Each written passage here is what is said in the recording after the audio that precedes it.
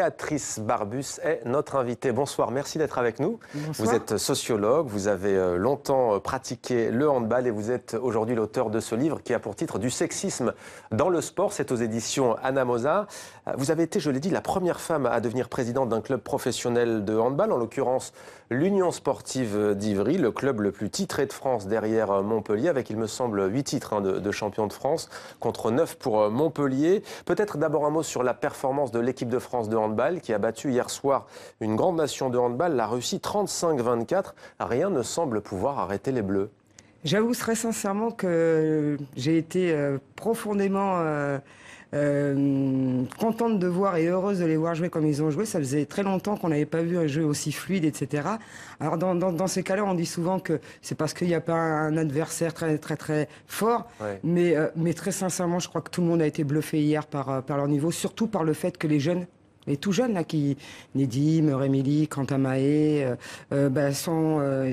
Dikanem, sont présents, répondent présents. Et ça, franchement, aussi vite, chapeau. Ils avaient battu précédemment la Norvège, autre grande nation de handball. Alors en quoi y a-t-il une différence? Enfin, on le sait, il y a une différence en matière de couverture médiatique des compétitions masculines et féminines, pas seulement dans le handball d'ailleurs. En quoi cela participe-t-il, selon vous, du sexisme, cette inégalité médiatique? Eh bien, cette inégalité médiatique fait qu'à partir du moment où vous voyez beaucoup moins de femmes que d'hommes, de sportives, que de sportifs à la télévision, les jeunes filles, forcément, auront moins potentiellement de chances de s'identifier à une sportive, puisqu'on en voit moins. Et on ne peut pas être, comme l'on dit souvent, ce que l'on ne voit pas. Donc par la suite, moins de jeunes filles sont attirées par le sport. Et du coup, à l'arrivée, vous avez moins de sportifs, moins de pratiquantes que de pratiquants. Alors il y a des exemples terribles. Il y a cette question. Ça, c'est une question d'abord quantitative. De susciter des vocations. Voilà. Et puis il y a un deuxième aspect là, qui n'est pas dans votre question, mais il y a le traitement aussi, la manière dont on traite l'information sportive féminine dans les médias. Ça veut dire donc la manière dont on en parle, voilà, le vocabulaire, les images que l'on montre. Donc là aussi, là il y aura beaucoup à dire aussi. Alors, retourne faire la vaisselle et du tricot, qu'elles s'occupent de leur casserole, on dirait un tir de femme enceinte, autant de petites phrases, d'expressions entendues, fréquentes dans le monde du sport. Vous, je le disais, vous avez joué au handball. À titre personnel, vous avez été victime de machisme et de sexisme? Alors sincèrement, je ne vais pas inventer des choses que non, je ne me souviens pas. Honnêtement, je ne m'en souviens pas. Je le dis d'ailleurs dans le livre, quand vous faites partie d'une équipe, quand vous êtes jeune, vous êtes là pour jouer. Alors si, le sexisme dont je me souviens, ça en revanche, je m'en souviens très bien, c'est qu'on n'avait pas les mêmes moyens, ça c'est une certitude. Donc on n'avait pas les mêmes moyens, on n'était pas rémunérés alors que les garçons l'étaient. On faisait autant d'entraînements. À l'époque, je jouais à Créteil, on faisait autant d'entraînements, on s'entraînait tous les jours.